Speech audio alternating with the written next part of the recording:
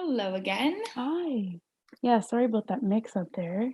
No, sorry about the delay. Well, I can have my Yeah. camera on so you can also see what I look like. It's Hi. fine. Yeah, so I guess we can kind of just go over the first question again. So, the question was, how did you get your start in activism, and what was sort of this what sparked your interest?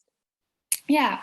So I mean, my interest started because I was actually gaining information about it, and that's an interesting. I think that's an important component to bring up. Is I was a young person. I was about 9 or 10. I was having a lot of access because thanks to my mom to documentaries and books and a lot of resources about at that time was biodiversity loss, and then eventually it was about human rights issues, especially women's rights and refugee rights issues. And it's through that accumulation of um, information that I got the spark and the interest. And but what actually brought me into activism was just step by step realizing that when you speak up, some people start listening. Yeah. And so it started with, at 10 years old, you start in your school. I asked my librarian if I could put up a poster about biodiversity loss. She was Mhm. like, yeah, no one else, no other kid wants to do that. So yeah. And I realized like, oh, it got a bit of attention. So the next thing I wanted to do was present it. And then, going to middle school, you start wanting to, and so it was every gradual step where my voice was actually empowered, like I was valued. And I think that's another key part is having a young person feel valued, having their opinions be validated, and having their fears for the future kind of be validated. It made me want to go a step further. So by the time I was in high school, I was like, yeah, I could take leadership on this campaign because I've had like by now 6 years of training of like starting to talk about it. So that's kind of how it started, was gain access to information and then having adults empowering me at the right moment to like speak up, even if it was to a crowd of like 5 people in the library. Yeah. Yeah. And so now, what does a typical day kind of look like for you, and what are some of the projects that you're currently working on? Looks quite full, to be Yeah. fair, but that's probably the case for most people. Um, I have a day job with environmental defense.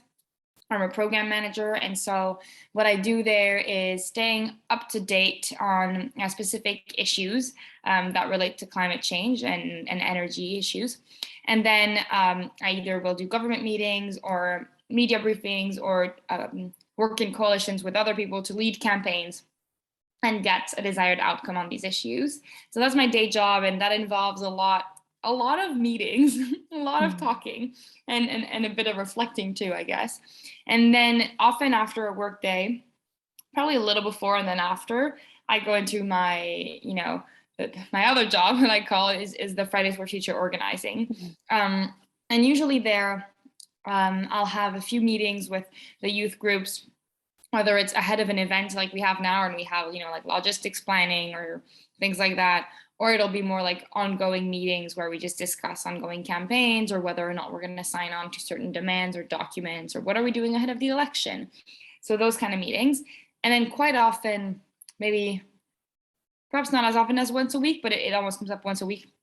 I'll have like a panel or an event or somewhere where I'll be presenting a lot of these things to a new crowd.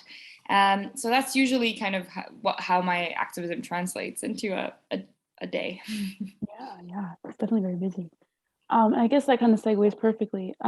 What is the story behind Fridays for Future Toronto, and how did that sort of movement start?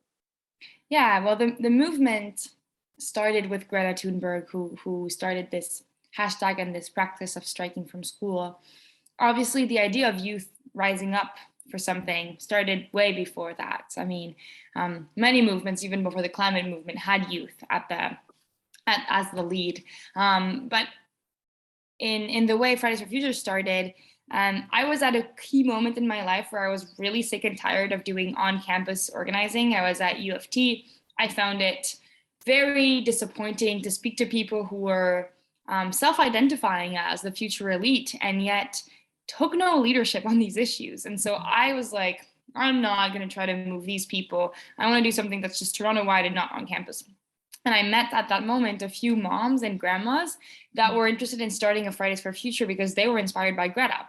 And so, we had this moment where like, well, I'm young, I can lead a youth movement, and you folks actually know how Toronto works and Yeah. Canada works. I'm not initially from here. So we just decided it and had a first strike that had like 30 people, and then it was ridiculously small, and then kind of like moved on from there, and progressively it became less and less of a few youth and a lot of adults, and it now it is a totally youth-led movement, and it has been for 2.5 years now. Yeah. Yeah. Yeah. And of course, your work has seen amazing success, and it's obviously inspired lots of young people to also take action. So, like, what would you say is your favorite project or initiative that you've been a part of? Good question. One that I found one that I found incredibly cool was um, just the ripple effect of the strike in 2019, September 2019. What happened is we were obviously mobilizing for the strike, and we had posters, and we would do reach outreach to unions and groups. But eventually, it took a life of their own, where young people were starting to just decide to make their schools walk out and their campuses walk out, and they would organize tiny rallies to then make it to the big rally. And I mean, that's not even something I was a part of, it's just something I witnessed as an Yeah. organizer of the main strike. And I think that's the most powerful, and that's, if I could get try to replicate something over and over, it would be that. That's Mm. people power, that's like local solutions, and that's also like people feeling super involved and super compelled. So I guess, I mean, I'm not really, can't really claim that as an achievement, but it's something that I think the Yeah. movement as a whole showed as a capacity to do.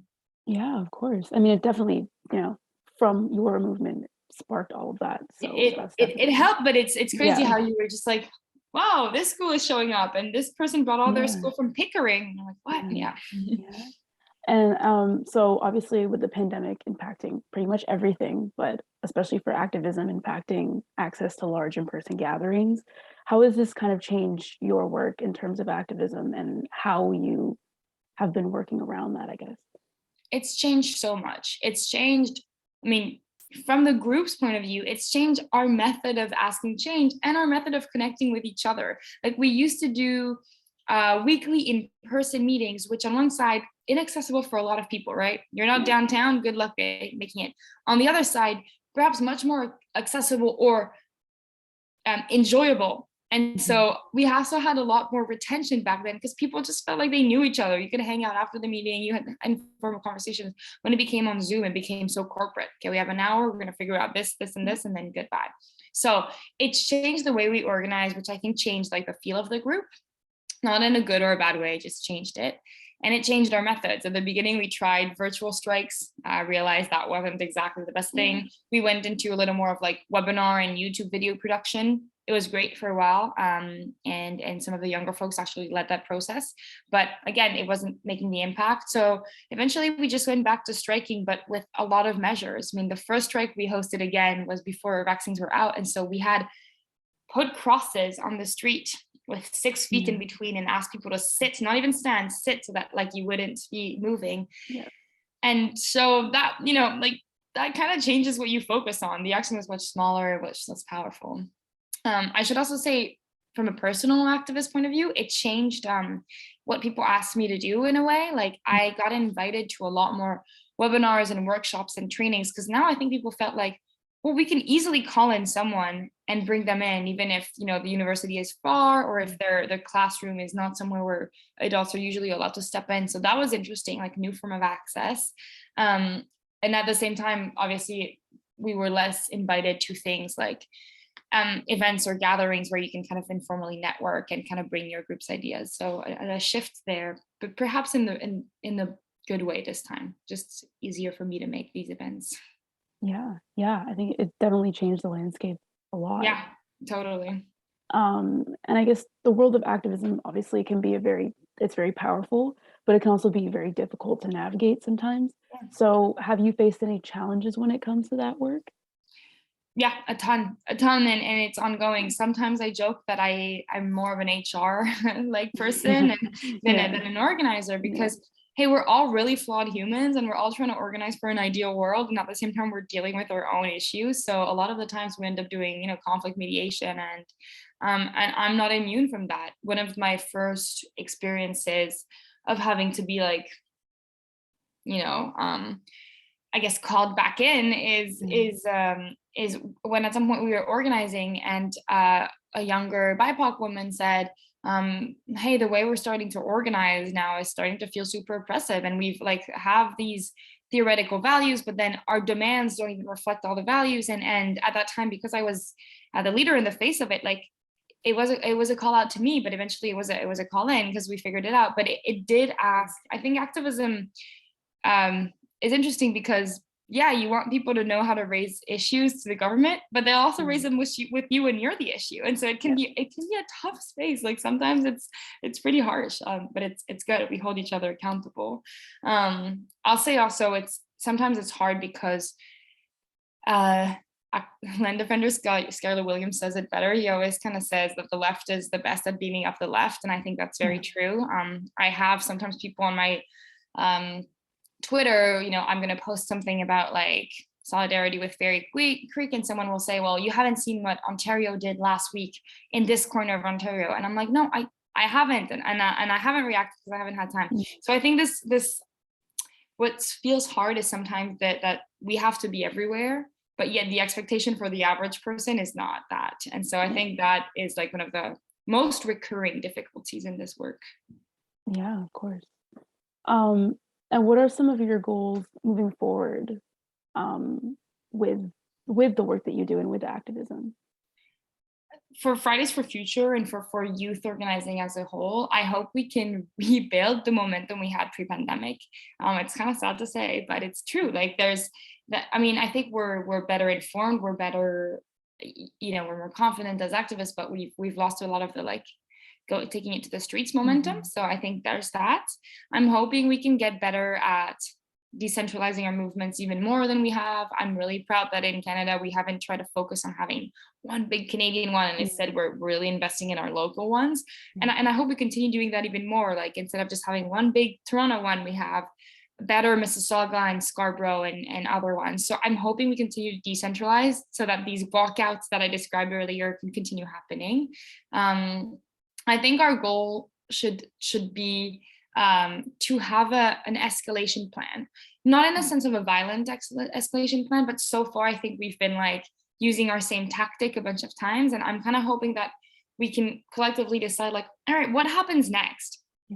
Do we just all run for leadership at the same time? Is that escalation? Do we all make a pitch for organized labor to join our rank? I think we need kind of a next step plan that we don't have. Although one of the groups of youth has been super active, and I can't claim that work on the banking side, like holding banks accountable. And I think that's a very strong part of the strategy, but we do need to also hold governments accountable. And I'm not sure the strikes will work forever, especially now that right now during online school, school walkouts don't feel the same, don't look the same. So yeah, of course. And I guess lastly, do you have any advice for young people looking to get into the world of activism? Lots, but I'll try to keep it useful. The first one is to truly like commit to getting started and get started in whatever way you is within your reach, even if it's not the most impactful one or the best one or whatnot, or the most glamorous one, because that's often what people forget, is that there's a lot of unglamorous work before you get to ever hold a megaphone and do whatever. So to try to get started, I certainly encourage people to reach out to other activists. I've never seen an activist complain about having someone reach out. Sometimes, we take more time to actually answer, but at the end of the day, we do want people more in the movement. So reaching out, entering with humility, but also knowing what you're worth. So it's not always great where someone joins the movement and says like, have you guys never thought of doing this obvious thing? Like, obviously we have, but it's also really good when people come in already knowing what they're good at. I really appreciate people that come in and say, hey, I'm an excellent writer and, choreographer, but I'm a very terrible public speaker. So this is what I hope to do in your movement. Knowing your worth and kind of presenting it is like so helpful. So I'd say like volunteer yourself, like put yourself out there. Don't wait for a group to come and recruit you. We don't have time for that. Put yourself out there. Ask for help often, ask for advice, ask for help, ask for improvement. Definitely knowing your worth. Activism shouldn't feel uncomfortable in a sense of like, shouldn't feel painful. If you're in a group that feels like they're just not valuing you, then change it up. It's not normal. And the last one is start where you already feel like you're trusted. I genuinely started at my dinner table, and then in my classroom, and then eventually in my school, and then in my city, like 5 years after the first time I gave a speech. And I think like it's because if you start where you're trusted, Mhm. the feedback you get is kinder and softer.